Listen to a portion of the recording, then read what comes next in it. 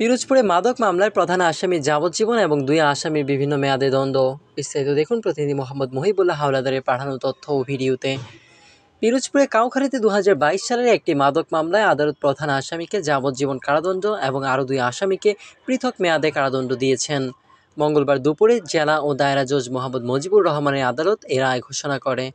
রায়ে মোহাম্মদ শারমিন আক্তারকে যাবজ্জীবন কারাদণ্ড ও অনাদায়ে 20,000 টাকা জরিমানা করা হয়।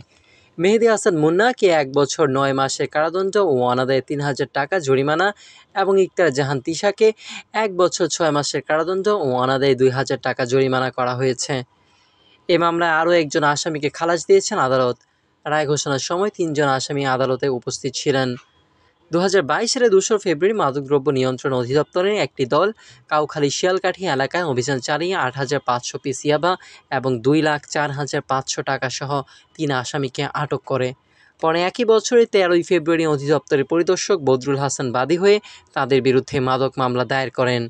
দীর্ঘ শুনানি ও সাক্ষ্য গ্রহণ শেষে আদালত আজ এই রায় প্রদান করে।